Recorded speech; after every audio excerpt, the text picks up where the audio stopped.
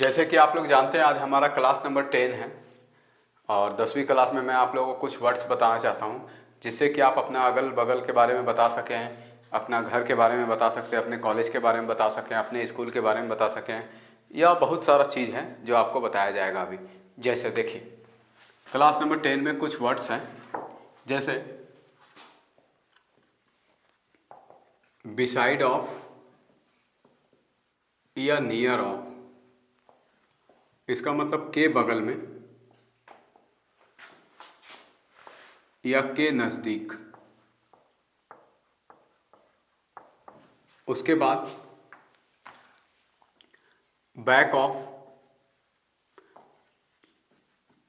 Behind of या opposite of. इसका मतलब के पीछे। और ये अपोजिट ऑफ का मतलब होता है ठीक सामने।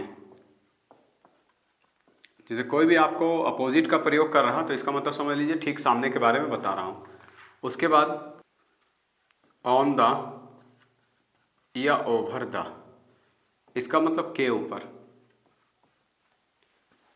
अब इन, एट और इन या इन एट लिखे, एट इन नहीं, इन या फिर एट। इसका मतलब में। समझाएंगे आपको कैसे यूज किया जाता है। या फिर इन द या इनटू द, के अंदर।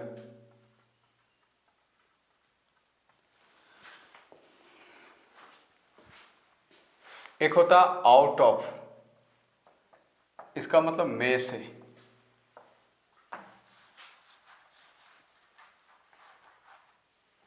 एक होता एबव, एबव द, के ऊपर।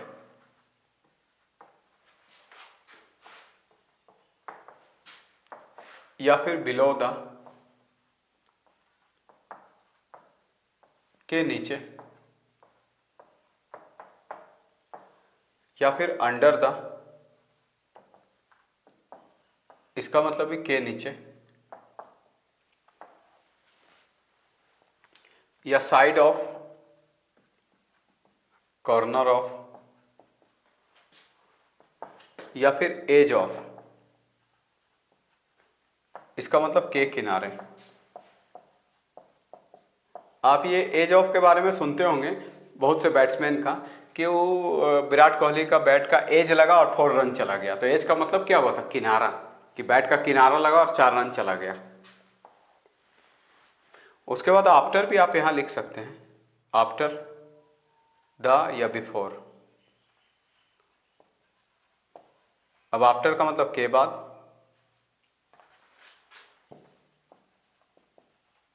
या बिफोर का मतलब के पहले। इस तरह से कुछ वर्ड्स हैं जिसको आप बना सकते हैं। अब ये सब वर्ड को हम इसलिए लिखे हैं ताकि आपको सेंटेंस समझाया जा सके। जैसे आपसे कोई पूछेगा आपका घर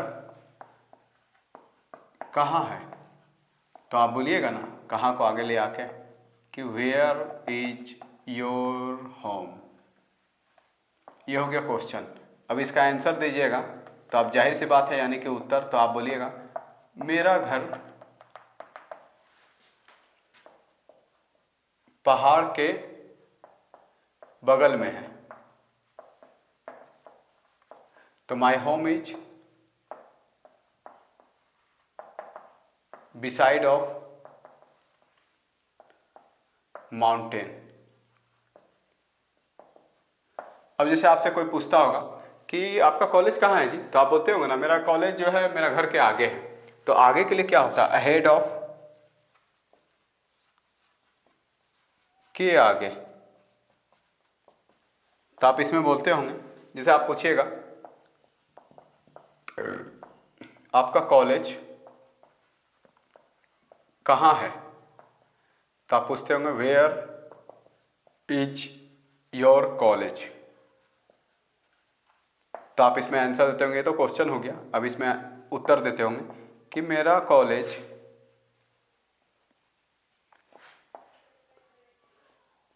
शहर के आगे है। तो आप इसमें बोल सकते हैं कि my college is ahead of city. इस तरह से आप कई तरह का सेंटेंस बना सकते हैं। ये जितना भी वर्ड है, अभी इसमें इन और एट आ रहा है, तो इन का मतलब बड़े जगहों पे काम करेगा और एट का काम स्मॉल जगहों पे करेगा। अब इसमें ऑन द या ओवर द का प्रयोग हो रहा, तो ऑन द वहाँ पे काम करेगा जहाँ पे एक वस्तु किसी वस्तु से टकराते हुए रहे। जैसे आप पेन रख दिए एक टेबल पर, टेबल और पेन अगर एक दूसरे से सट रहा, पेन और टेबल, तो आप वहाँ पे ऑन द का उपयोग कर सकते हैं कि my pen is on the table, या my TV is on the chair, या my glass is on the bed. इस तरह से यूज कर सकते हैं। लेकिन ओवर द का यूज वहाँ पे करना है जहाँ पे कोई भी नीचे वाली वस्तु ऊपर वाले वस्तु से ना सटे। जैसे आप बोलिएगा गंगा ब्रिज कहाँ है, तो आप बोलिएगा ना गंगा ब्रिज गंगा नदी के ऊपर है, तो ब्रिज और गंगा नदी सट नहीं रहा, तो वहाँ पे ओवर द का यूज कर सकते हैं कि Ganga bridge is over the Ganga river. अब जैसे आप बोलिएगा हवाई जहाज कहाँ उड़ रहा, तो हवाई जहाज इज फ्लाइंग ऑन द नहीं लगाना है, वहाँ पे ओवर द स्काई, बादल के ऊपर उड़ रहा, क्योंकि बादल और हवाई जहाज नहीं सट रहा, तो उन सब जगहों पे आप ऑन द या ओवर द का प्रयोग कर सकते हैं। उसी प्रकार से इन द और इनटू द में, इन द का मतलब के अंदर और इनटू द का भी मतलब के अंदर, तो इन द कहीं भी यूज हो सकता है कोई भी ऑब्जेक्ट के साथ, लेकिन इनटू द का काम हम सिर्फ वाटर के साथ कर सकते हैं। जैसे आप बोलिएगा मछलियाँ कहाँ रहती है, तो मछलियाँ पानी के अंदर रहती है, तो fish are living into the river या इनटू द वाटर। लेकिन अगर आप बोलिएगा मैं 5वीं रूम के अंदर हूँ, तो I M in the 5th room, मैं क्लास के अंदर हूँ, I am in the class, उस टाइप से यूज हो सकता है। अब इसमें मान लीजिए आउट ऑफ है, तो आउट ऑफ का काम कहाँ पे करेंगे। जैसे आप बोलिएगा मैं 90 में से 80 नंबर लाया, जैसे आप बोलिएगा यहाँ पे कि मैं 90 में से 80% लाया, तो आप इसको बोल सकते हैं ना आई गॉट 80% आउट ऑफ 90%, मतलब मैं 90% में से 80 नंबर लाया, तो ये आपका एज ऑफ का काम कर गया, आउट ऑफ का काम कर गया। तो उसी प्रकार से यहाँ पे बहुत सारा का एग्जाम्पल बना हुआ है, इसको आप देख के इसको समझ के बिलो द। अब एबव द का मतलब के ऊपर, जैसे आप बोलिएगा कि मेरा नंबर 90 से ऊपर है, तो माई मार्क्स इज एबव द 90। अब आप बोलिएगा कि बहुत सारे लोग गरीबी के नीचे रहते हैं, तो many people living below the poverty line, इस टाइप से आप बोल सकते हैं। अंडर द का मतलब के नीचे, जैसे आप बोलिएगा मैं पेड़ के नीचे सो रहा हूँ, तो I am sleeping under the tree, मैं घर के नीचे बैठ रहा हूँ या बैठा हूँ, तो I am sitting under the home. अब side of, corner of, edge of का काम तो आप जान गए कि एज ऑफ का काम हम लोग ज़्यादातर क्रिकेट वगैरह में करते हैं कि Virat Kohli hits 4 run because of his bat's edge hit and give 4 run, मतलब विराट कोहली का बैट का जो किनारा था उससे 4 रन रख के वो चला गया बाउंड्री के पार, तो एज ऑफ वहाँ पे कर सकते हैं। बाकी साइड या कॉर्नर का काम कहीं भी कर सकते हैं। जैसे my home is side of sea, मेरा घर नदी के किनारे है। My home is corner of forest, मेरा घर जंगल के किनारे है। इस तरह से आप यूज कर सकते हैं। बाकी आपके सामने है, आप इसमें देखिए आफ्टर द, बिफोर द का भी प्रयोग कर सकते हैं कि I am coming after the you, मतलब मैं आपके बाद आया हूँ, मैं आपके पहले आया हूँ, तो I am coming before the you, ऐसे करके आप इसमें यूज कर सकते हैं। तो इसको देखिए, समझिए, कहीं पे प्रॉब्लम हो तो फिर से इसको देखिए, ये बहुत इंपॉर्टेंट है। ये सिर्फ घर, दुकान और कॉलेज का ही पता बताने के लिए नहीं है, बल्कि आपके डेली यूजेज में जितने भी वर्ड होते हैं उनके लिए ये वर्ड है। इसको देखिए, बनाइए और इसको देखते रहिए और लाइक करिए और सब्सक्राइब करिए, ताकि मैं आपके लिए नया नया वीडियो ला सकूं। आज क्लास नंबर 10 हमारा कंप्लीट हुआ, कल से मैं आप लोगों को इसके आगे बताऊंगा। और ये अंग्रेज़ी सीखने के लिए बहुत ही इम्पॉर्टेंट है और बहुत ही ईजी वे में मैं आपको बता रहा हूँ, ताकि आप अंग्रेज़ी सीख सकें। आपको 6 महीने कहीं नहीं जाना होगा, आप अपने मोबाइल में देखिए, जो भी हम बता रहे हैं उसको आप मोबाइल में देख करके उसको यूज करिए, प्रयोग करिए, आपको हर चीज़ बताया जाएगा। कहीं पे भी 2-4 हज़ार 5 हज़ार खर्च करने का कोई ज़रूरत नहीं है। आप अपना मोबाइल में देखिए, सिर्फ हमको लाइक और सब्सक्राइब कर दीजिए और देखते रहिए, और अंग्रेजी आपको मैं सिखा के रहूँगा।